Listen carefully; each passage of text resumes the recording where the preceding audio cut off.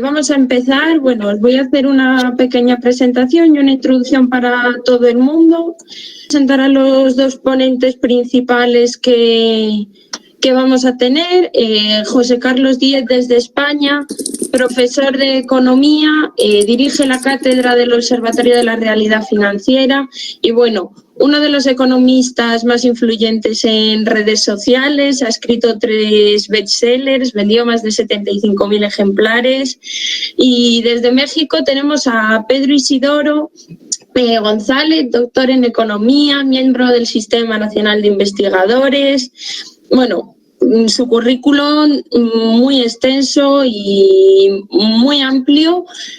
Creo que con los dos vamos a poder ver un poco la visión desde los dos puntos del mundo, cómo vamos a afrontar esta crisis, cómo ven ellos la situación del COVID en nuestros respectivos países. No sé quién de los dos quiere empezar, si os queréis presentar un poco desde el principio. La primera pregunta que voy a lanzaros es: ¿cómo veis la situación? ¿Cómo veis la crisis que se prevé en todos los países, principalmente en los nuestros? ¿Creéis que se parece a alguna de las crisis anteriores?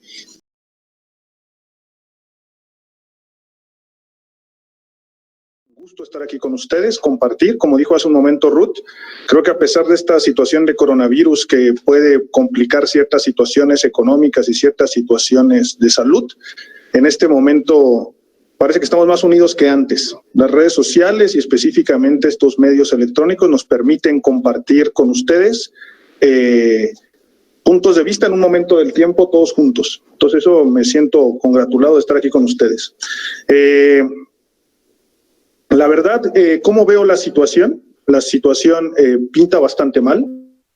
No se parece a una de las crisis pasadas. La crisis es totalmente distinta a la crisis del 2008-2009, que es la crisis más reciente. Por ejemplo, para que se den una idea, la Organización Internacional del Trabajo estima que en esta crisis del coronavirus, más o menos a nivel global, se van a perder 365 millones de empleos. O sea, 365 millones de empleos es más que la población conjunta de España, de México, de Colombia, de Chile y Venezuela. Eso es lo que se estima.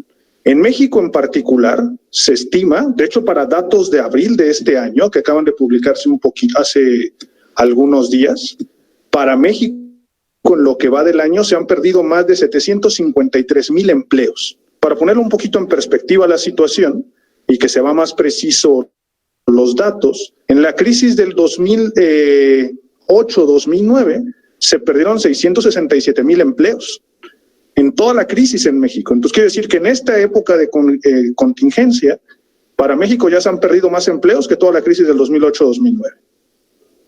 Adicionalmente, para dar una idea todavía más clara de la profundidad de la crisis, para el caso mexicano, los empleos que se crearon en el año 2019 fueron 342,000.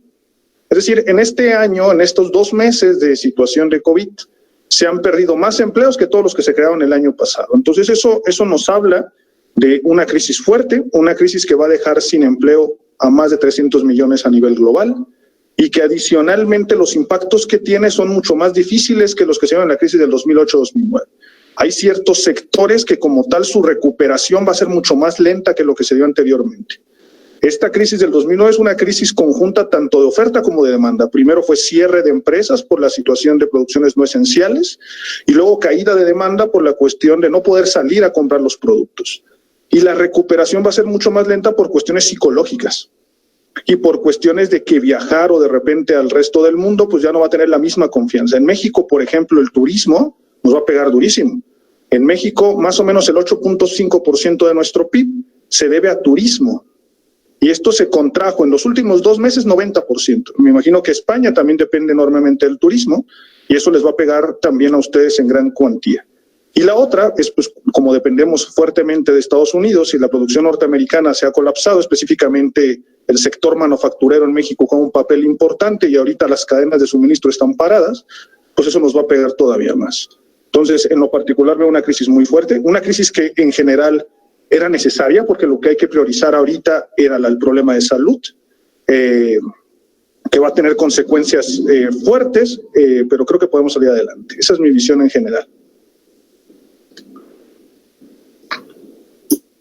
Bueno, un placer, gracias por la invitación. La verdad es que es un lujo que organicéis este tipo de seminarios, como ha dicho Pedro, y nada, a ver si podemos aclarar un poquito la complejidad de esta crisis. Yo coincido con Pedro, no hay ningún precedente en la historia de la economía mundial de algo así. Es una especie de coma inducido de la economía provocado por los gobiernos. Es una crisis global, sistémica, y por un virus nuevo. No estamos empezando a conocer tasas de letalidad que no son muy elevadas, pero sí es verdad que la novedad del virus ha provocado una tasa de contagio muy alta y ha colapsado los sistemas de salud pública, ¿no? Por lo tanto, toda esa complejidad ha llevado a confinamientos obligatorios, y eso, pues como ha explicado Pedro, tiene una caída de consumo y de demanda muy fuerte, ¿no? Estamos viendo caídas de PIB, por ejemplo, en el caso español, del 30% entre febrero y abril, en 2 meses. Caídas de actividad y de empleo en los Estados Unidos en el mes de abril han caído el 15% las horas trabajadas, ¿no? Por lo tanto,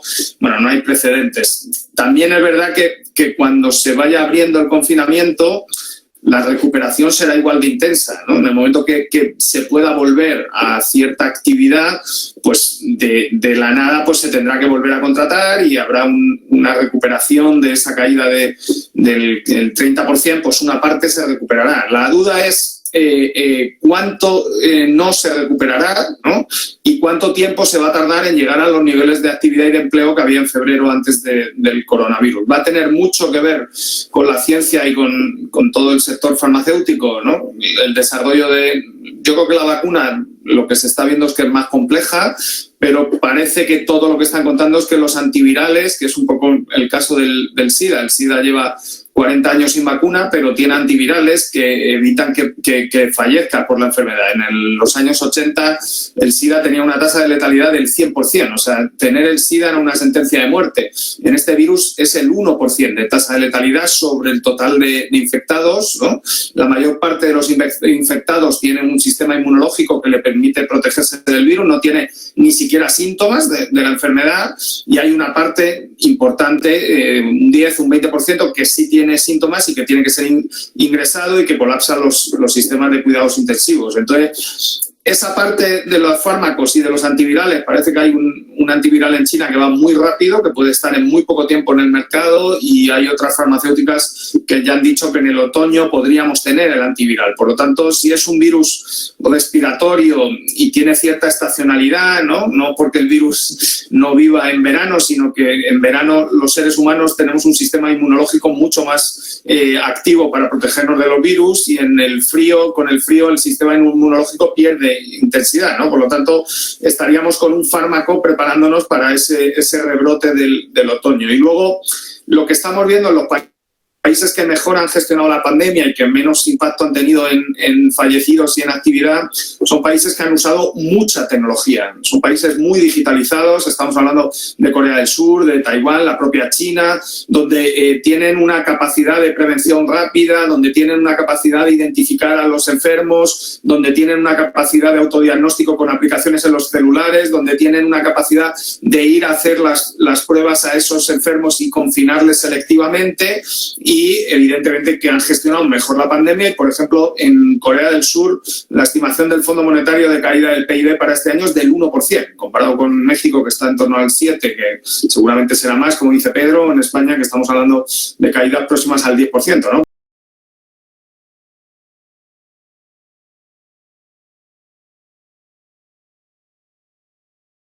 Recaudación tributaria que va a haber, porque enfrentamos, aparte de la situación del COVID, una crisis petrolera que nos va a limitar aún más los ingresos fiscales.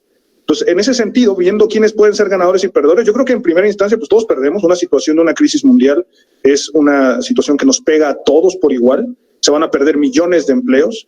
En México hay 52 millones de personas con algún tipo de pobreza, y las transferencias del Estado solo llegan a 22 millones. Pues ni a la mitad de la población le está llegando los apoyos gubernamentales vía transferencias. Entonces, eso hace que ellos sean también unos grandes perdedores. En cuanto a sectores, hay un análisis muy interesante que fue presentado hace poquito por Letterby y Gales en el New York Times, donde analizaba cuáles eran los sectores que podrían ser más beneficiados y cuáles los sectores más perjudicados. Obviamente los sectores más perjudicados, por ejemplo, son aerolíneas, turismo, hotelería, hospedaje, cuestiones de deportes, de servicios, tienen caídas gigantescas. Por ejemplo, en México, para los primeros 2 meses de la situación, o sea, marzo y abril, la caída en turismo en México fue del 90%. La caída de transporte, tanto aéreo como terrestre, fue del 97%. Entonces, eso son grandes perdedores de esta situación. Hay algunos comercios que en general han tendido, algunos sectores que han tendido a ganar. ¿Cuáles son los sectores que más han crecido? Pues, por ejemplo, en Estados Unidos el sector que más favorecido se ha visto pues, son compras en línea, sobre todo despensa vía en línea. Por no salir de las casas, esos sectores se han visto altamente beneficiados. Otro, por ejemplo, supermercados. Supermercados en general, las tasas de crecimiento que han tenido en los últimos meses han sido positivas. Pero yo creo que como tal, esta puede ser una situación de corto plazo. Estos sectores que pierden o ganan es momentáneo. A largo plazo, si la situación no se corrige, a mediano y largo plazo, si la situación no se corrige y se implementan políticas, no solo viendo la corrección del coronavirus actual, sino para pensar en el futuro, todos vamos a salir perdedores. Entonces yo creo que ahorita la respuesta es más o menos en función de cuándo se analice. Si lo vemos en el corto plazo, creo que sí se puede analizar quiénes son ganadores o perdedores, pero a largo plazo creo que todos necesitamos una política contundente, bien coordinada, para tratar de que salgamos rápido de esta situación. Bueno, primero por áreas, lo que estamos viendo es una entrada en la crisis es sistémica y simétrica. Han entrado, bueno, China y Asia 1 mes y medio antes, ¿no? Pero prácticamente todas las áreas del mundo están en una crisis muy intensa y ya tenemos datos de salida en China. Llevan 2 meses fuera del confinamiento. Estamos viendo efectivamente una recuperación lenta, ¿no? Por ejemplo, en el sector hotelero que estaba hablando ahora Pedro, pues las ocupaciones en China están en el 30%, o en el último puente del 1 de mayo, que ellos siguen siendo comunistas, celebran el 1 de mayo, el Día del Trabajador, pues estamos hablando de caídas de tráfico aéreo de pasajeros del 40% con respecto al año pasado, ¿no? Por lo tanto, es una recuperación lenta, pero ya vemos recuperación. Estamos viendo la producción industrial ya ha crecido en el mes de abril, seguramente con exceso de inventario porque el consumo no está creciendo tanto, pero ya se está recuperando. La obra pública y los planes de inversión pública se están recuperando, por lo tanto China y Asia volverán a crecer. Eso para América Latina es muy importante, es un área muy influyente, muy demandante de importaciones de América Latina. Tendrá influencia sobre el precio de las materias primas y los commodities, lo cual también es muy importante para América Latina. Y luego Estados Unidos. Estados Unidos llevaba 11 años sin dejar de crear empleos, el ciclo expansivo más largo de su historia, y ha entrado en recesión. Entonces, las recesiones llevan unos trámites, son procesos de depuración de excesos, si miramos la historia, que siempre es verdad que es una crisis nueva, pero bueno, nos puede dar un referente. No hay ninguna recesión en los Estados Unidos de América desde 1850 que haya durado menos de 6 meses. O sea, 6 meses sistemáticos destruyendo empleo, ¿no? En esta ocasión puede haber cosas raras y luego en los últimos 3 recesiones, las dos, la del 91, las del 2001 fueron de 8 meses y las del 2008 de 18 meses, ¿no? Por lo tanto, vamos a esperar una recesión en Estados Unidos o una actividad, ¿no?, de mucha dificultad de recuperación hasta final de año. Hay elecciones presidenciales en Estados Unidos en noviembre que van a ser muy intensas y eso va a complicar mucho, pero bueno, están haciendo una política monetaria muy expansiva, igual que China, van a hacer una política fiscal con un plan de inversión pública muy expansivo. Eso es bueno para América Latina, especialmente para México, porque te aprovechas de toda esa inversión y parte de los productos serán importados y tendrá efecto de recuperación en América Latina. Y luego, por la parte de Europa, pues de nuevo otra vez, Europa no es la causante de la crisis, pero es la que más se ve afectada y estamos viendo pues caídas de actividad hoy en Alemania un poco mejor, un 2% trimestral, similar al de Estados Unidos, pero bueno, hemos visto caídas del 5% en Francia, en España, en Italia, o sea, una caída de actividad de 2 dígitos en el PIB europeo, que es una barbaridad, y parece que la recuperación va a ir más lenta. De momento no hay coordinación de países en Europa, no hay un plan de inversión pública todavía aprobado a nivel del... Hoy el Parlamento Europeo lo ha exigido, pero no está encima de la mesa y eso puede condicionar un poquito la recuperación, ¿no? Y luego en el tema de personas, pues lo ha explicado Pedro, también en los Estados Unidos, la mayor parte de la destrucción de empleo se está concentrando en segmentos de empleo precario con bajos salarios, que es el segmento más flexible y el más prescindible para las empresas, y evidentemente que esto va a tener un coste en términos de desigualdad mucho mayor. O sea, el mundo ya tenía un problema de desigualdad antes del COVID y va a tener un problema de desigualdad mucho mayor después del COVID, ¿no? Por lo tanto, todo lo que sean medidas, primero de inversión pública, si es posible, en nuevos sectores, como ha dicho Pedro, donde se está creando el empleo. O sea, los países deberían identificar en este experimento dónde hay demanda, incluso en los momentos de cero actividad. Por lo tanto, esa es la señal para invertir y crear nuevos empleos y nuevas empresas. Y luego, bueno, yo estoy en Naciones Unidas y en el Consejo del PNUD para América Latina, a lo mejor soy un poco más sensible, pues evidentemente avanzar en la Agenda 2030 y, ¿no?, pobreza, desigualdad, todo el tema de género, sostenibilidad, bueno, todo lo que era la Agenda 2030, que era muy urgente, yo creo que es más urgente que nunca.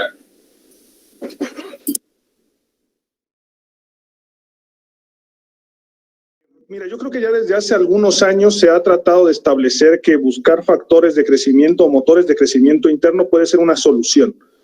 Y creo que ahorita en estos años, una de las posturas que puede, o en esta situación, una de las posturas que puede estar implicando el coronavirus es como tratar de que en ciertos países vean que la solución es apostarle más a las economías locales, es apostarle más a la economía más proteccionista. De hecho, ya el triunfo de Trump y el triunfo del Brexit como que ya apuntaban en esa dirección, ¿no?, de una economía más proteccionista. Yo en lo particular creo que a pesar de que muchos países van a tratar de frenar flujos migratorios, justificando que a lo mejor el coronavirus puede llegar por esos flujos migratorios, y que cerrar fronteras, por ejemplo, Trump, que creo que lo va a apostar muchísimo en su discurso, es la mejor solución, yo estoy totalmente en contra de eso. Yo creo que la situación de ahorita el proteccionismo y la autarquía no creo que sea la mejor solución.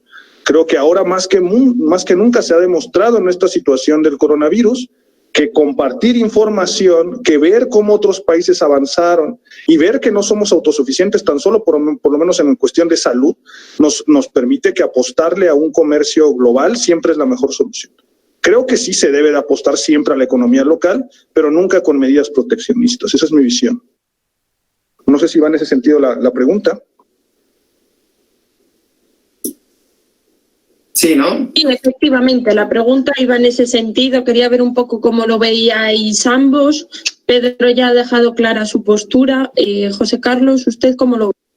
Bueno, de nuevo la historia, ¿no?, que nos ayuda en estas situaciones de incertidumbre cuando te enfrentas a un escenario desconocido. Lo que sabemos es que en los momentos de aumento fuerte del desempleo, pues la presión proteccionista por parte de las sociedades sobre sus gobiernos es mayor, ¿no? Estamos en un mundo más global y más integrado, pero el consumo privado y la renta sigue concentrándose en mayor medida en países con renta por habitante más altos, que son países desarrollados y del norte, ¿no? Por lo tanto, si vamos a un escenario proteccionista, pues países como México, como la propia España tiene un 35% de peso de exportaciones en PIB, igual que México.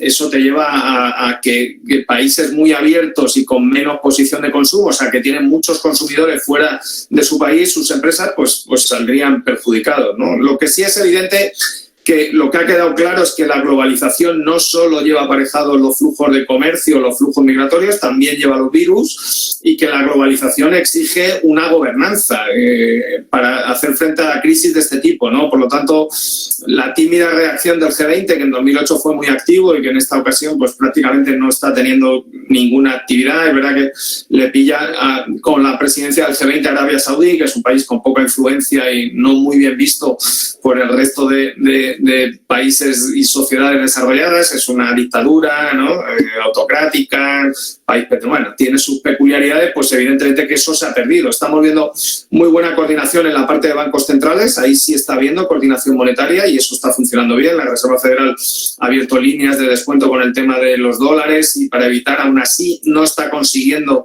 resolver esa escasez de dólares en el mercado de divisa mundial. Por lo tanto, toda esa parte de coordinación es necesaria. Si vamos, yo comprendo esas presiones proteccionistas, pero si miramos a la historia, una de las causas causas de la Gran Depresión y lo que dicen los historiadores es que los países se asustaron y se volvieron hacia adentro. Entonces, eso cortó los flujos de comercio y tuvo un impacto negativo sobre la actividad y sobre el empleo en todos los países. O sea, no, si tú cortas en el mundo proteccionista es muy sencillo, ¿no? Por ejemplo, en España hubo mucha presión cuando se estaba firmando un acuerdo de libre comercio con Canadá, que era el CETA, lo firmaba toda la Unión Europea. España es un país miembro de los 27 de la Unión Europea y en España hubo reacción, ¿no? Porque decían que iba a ser perjudicial para el empleo en España, ¿no? Y se firmó. Claro, Canadá es el país del mundo con más derechos laborales, con un salario medio mucho más alto que España.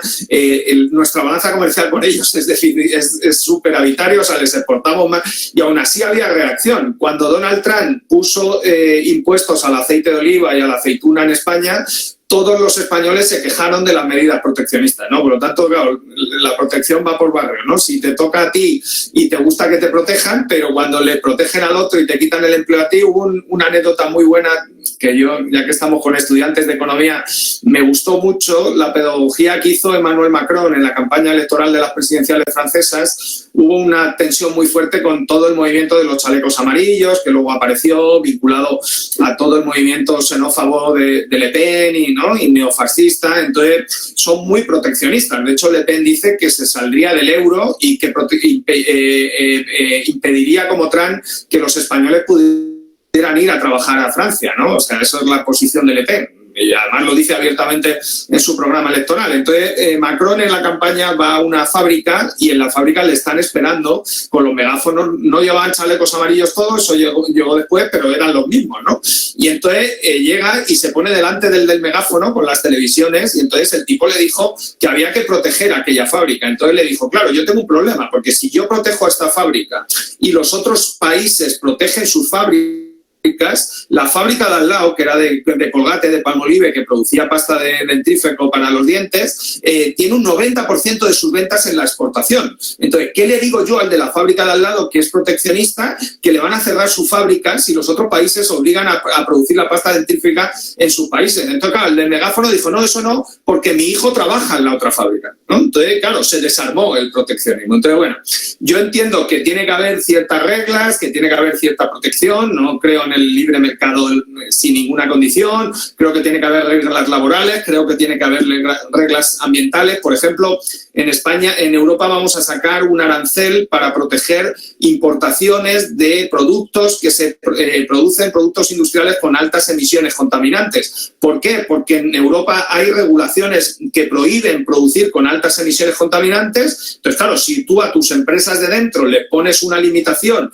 y a las empresas de importación no, pues estás favoreciendo la importación de productos más baratos que no tienen que acometer inversiones para no contaminar, ¿no? Por lo tanto, hay algunos aranceles que están justificados. Ir a un escenario proteccionista a la Trump, ¿no? Pues evidentemente que luego tampoco es para tanto, porque, ¿no?, las importaciones de China a Estados Unidos han caído, pero las importaciones de México han aumentado, ¿no? Por lo tanto, no es cierto que haya cerrado sus fronteras. Tampoco tenía capacidad con la tasa de paro al 3% como tenía.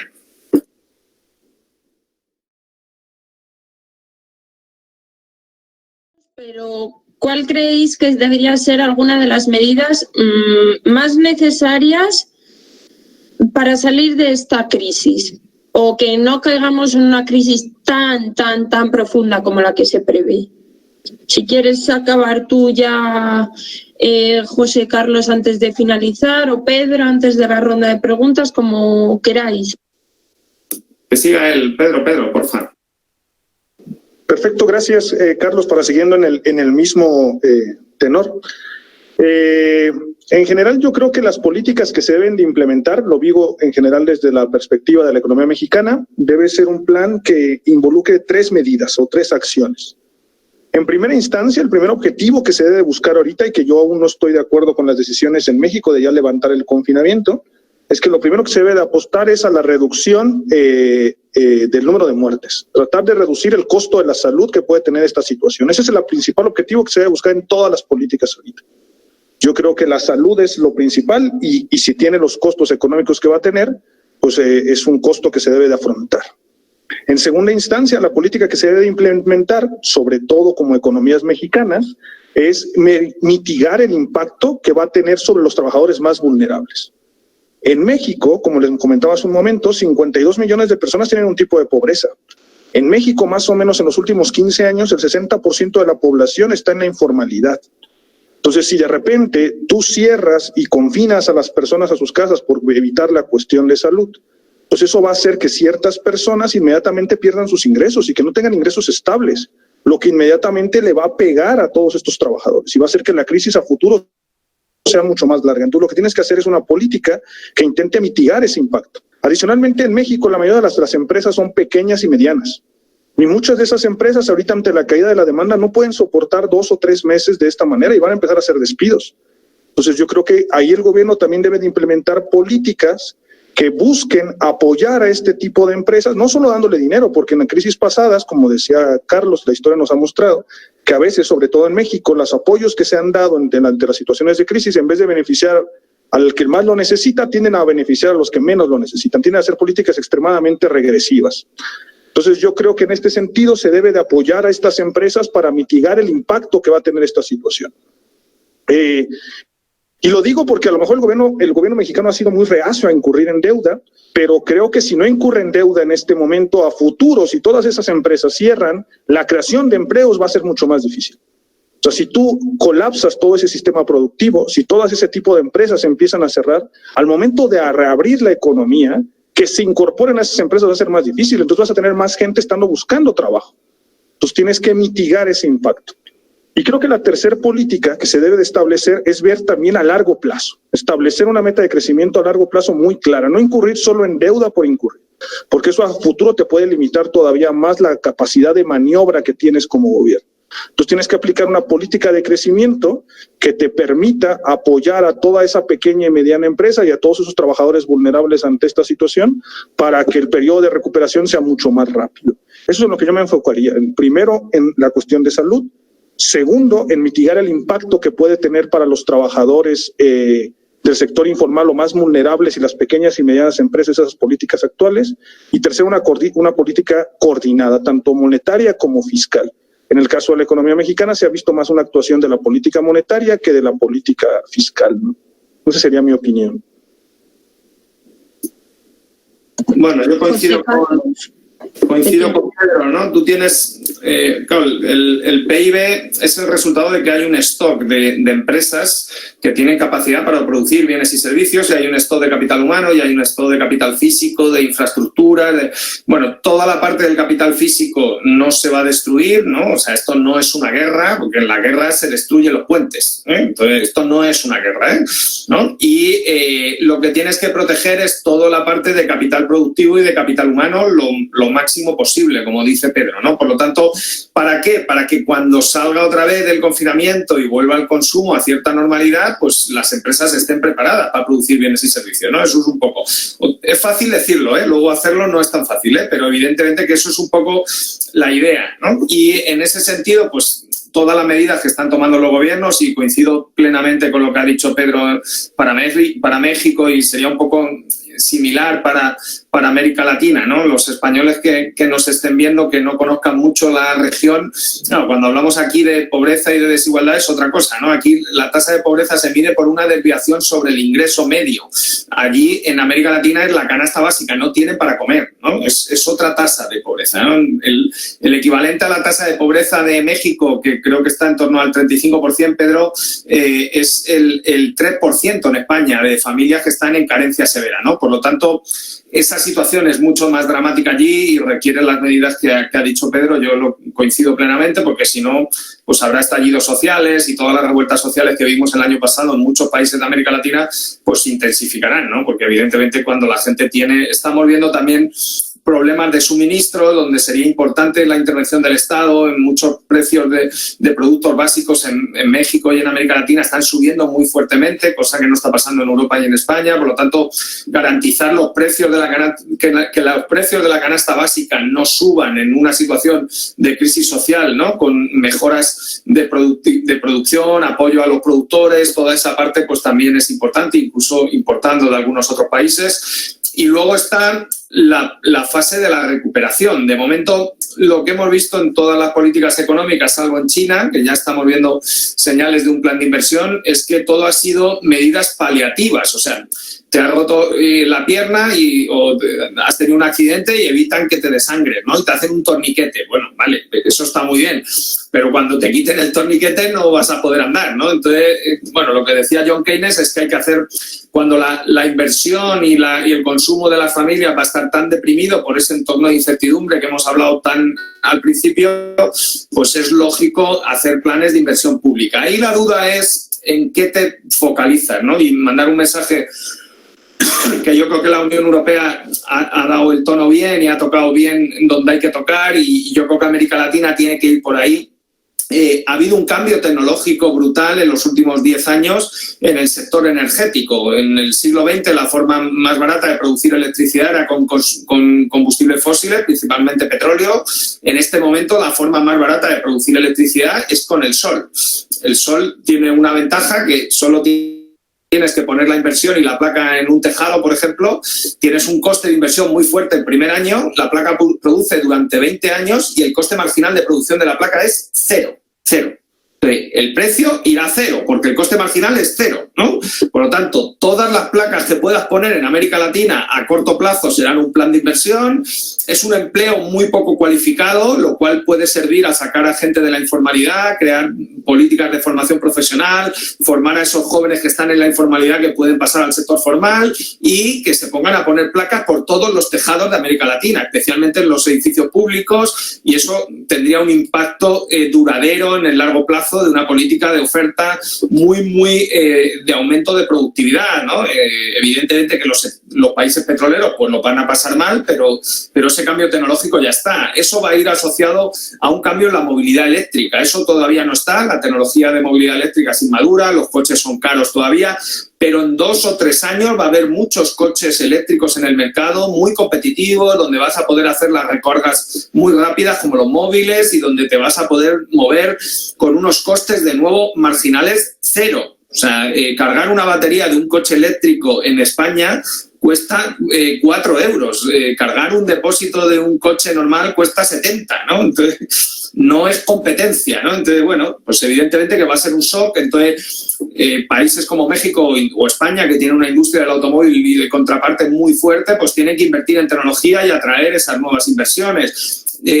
No sé, todo el tema de el agua, ¿no? Reciclaje, economía circular, hacer un uso de los residuos mucho más eficiente. Con ese reciclaje de agua y de residuos se puede generar electricidad y luego conseguir que todas esas inversiones, además de sostenibles en términos sociales y ambientales, sean inclusivas, ¿no? Yo creo que esta parte de la desigualdad nos la tenemos que tomar en serio, porque si no, yo creo que ahora lo que está en riesgo es la democracia, ¿no? No estamos hablando ya de la economía de mercado, que por supuesto una economía de mercado necesita entornos estables para invertir. Si hay inestabilidad social, si la gente está en las calles, si hay delincuencia, si hay incluso violencia, como en muchos países de América Latina, eso dificulta la inversión empresarial, ¿no? Por lo tanto, los empresarios y los economistas tenemos que estar a favor del orden, de la democracia, de la seguridad, del entorno, ¿no? Y eso incluye cuidar a las personas que pueden entrar en situación vulnerable, porque esos son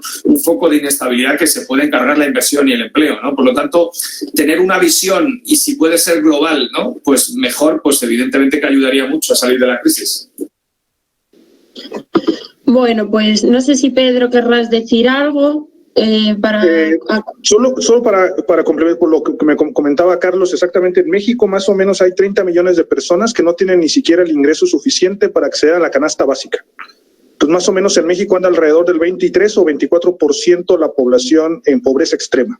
O sea, de hecho hay menos apoyos a personas que da el gobierno que personas pobres. Entonces ni siquiera a ellos les llega todos los apoyos. Eso es lo primero. Y lo segundo, estoy totalmente de acuerdo con lo que es en un momento. Creo que la idea de qué cosas se deben de hacer, creo que para todos los economistas es claro. ¿Cómo hacerlo? Yo creo que ahí es el problema, ¿no? ¿Qué políticas implementar? ¿Cómo hacerlo? ¿Qué acciones tomar? ¿Para quién apoyar? ¿Cómo aplicar la política fiscal? Eso es a lo mejor lo que no estaríamos, o lo que habría más debate un poquito entre los economistas, ¿no? Solo para complementar el dato. Un saludo desde Monterrey, México. Mi pregunta es, para el caso mexicano, ¿será necesario alguna reforma fiscal y de qué tipo? Contestando la pregunta, pues claro que se requiere una reforma fiscal. El gobierno mexicano creo que ha enfocado ahorita sus políticas en dos acciones. Una es una cuestión de austeridad, que no sé si sea la política más adecuada en la actualidad, que ha sido reducción de secretarías, reducción de programas sociales, reducción de salarios. Y la idea del gobierno es que con eso va a ahorrar dinero para tratar de implementarlo en otras políticas. Pero el único apoyo que ha hecho en materia fiscal es dar microcréditos, específicamente 3 millones de créditos.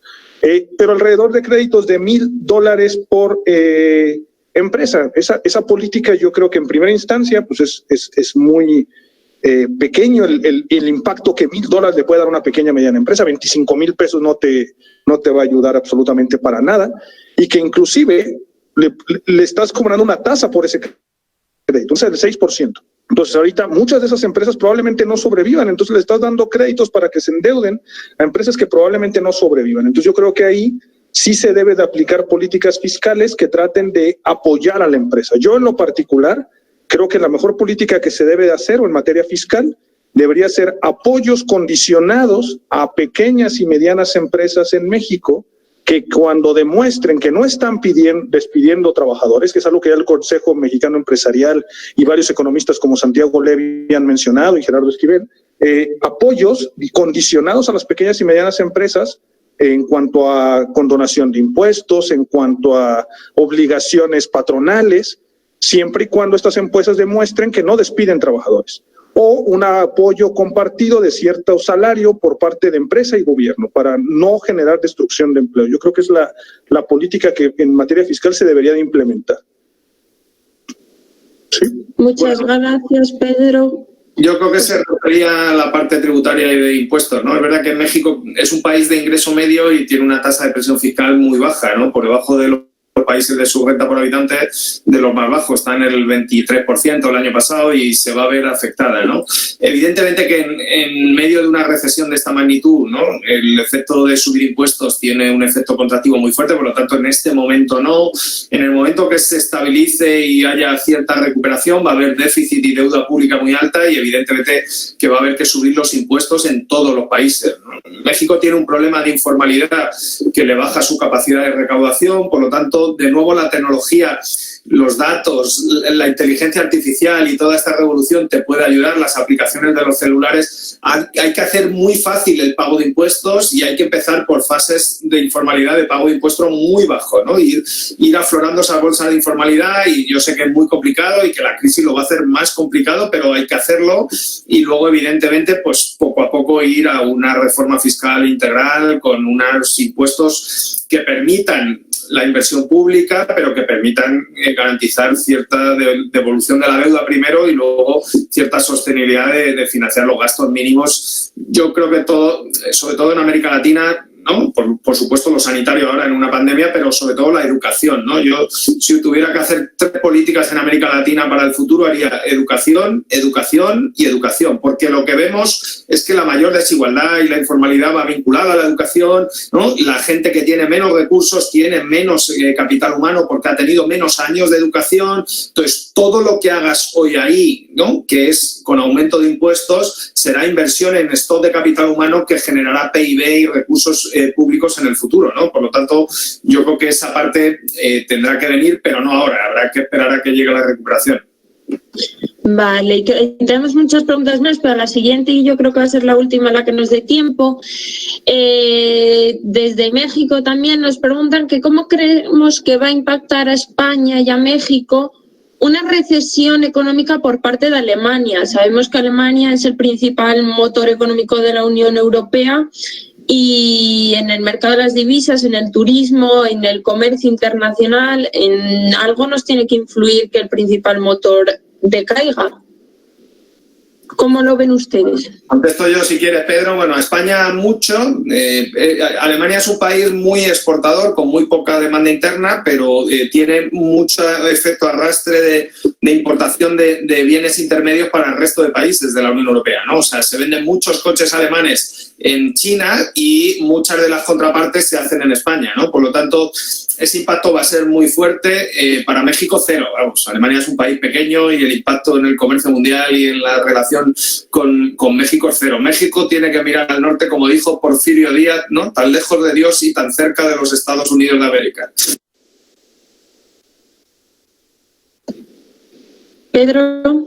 Bueno, a lo mejor impacto en términos de porcentaje del PIB no va a ser tan alto, pero sin embargo creo que en ciertas regiones del país, dada la llegada del sector manufacturero, específicamente automotriz, por ejemplo la región Bajío o la región Centro-Occidente, pues ese colapso de la economía norteamericana y sobre todo del sector automotriz, y que donde también se le ha apostado a armadoras alemanas, puede tener un impacto significativo en ciertas regiones, ¿no? Yo creo que sobre todo en el sector automotriz.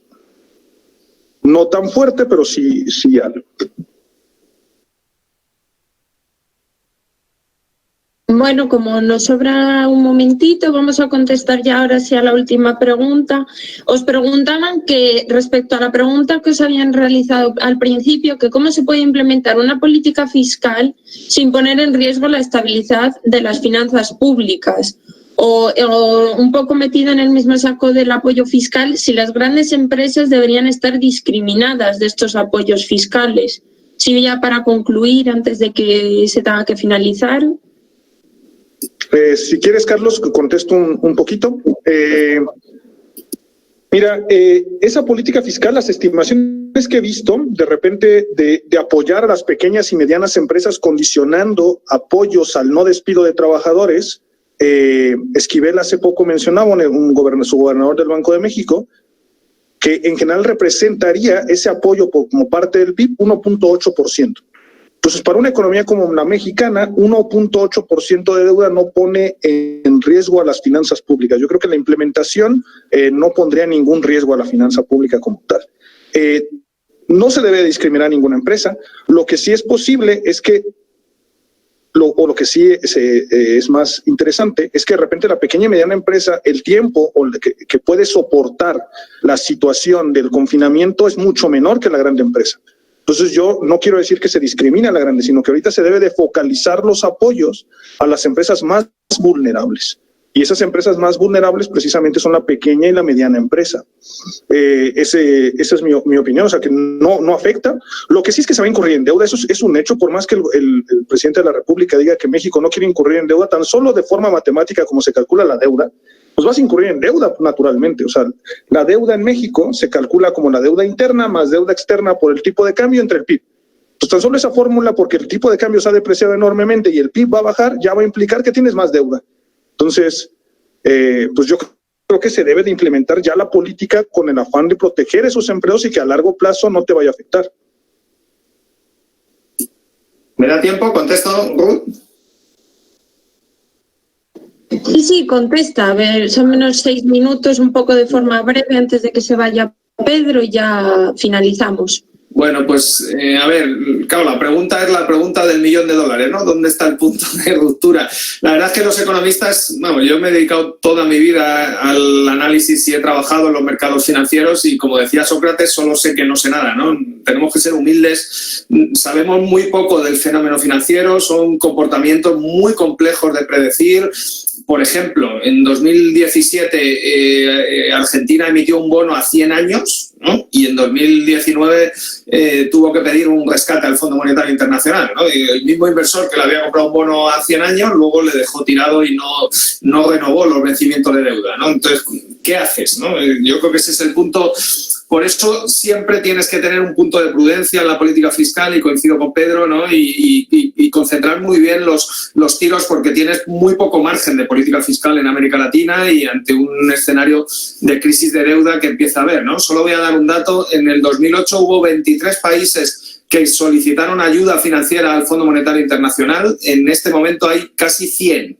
O sea que la situación financiera es muy complicada y hay que tener cuidado. Evidentemente que los manuales son muy sencillos, pero claro, los manuales y la pizarra son muy fáciles, ¿no? Cuando vas a la vida real, lo más duro que hay para un gobierno es cuando vas a emitir deuda pública y te dicen que no hay dinero, ¿no? Porque no hay plan B. ¿no? Entonces, el plan B es durísimo, sales a la población y decirle la verdad pues es muy difícil de asumir. América Latina lo vivió en 1982 y yo creo que es un escenario a evitar. Pero bueno, coincido que México tiene una situación de finanzas públicas bastante razonable, ha cuidado muy bien la parte de la deuda. Este presidente, que tiene otras cosas, en esa parte ha mantenido la austeridad y la ha prometido desde el principio y esa parte está bien, ¿no? En España tenemos más dudas. La deuda pública este año se va a ir al 120% del PIB, es el máximo desde 1900, el año que perdimos las últimas colonias en América Latina, en Cuba, ¿no? Entonces, en Europa hay más incertidumbre sobre la deuda y sobre la situación fiscal. Yo creo que en España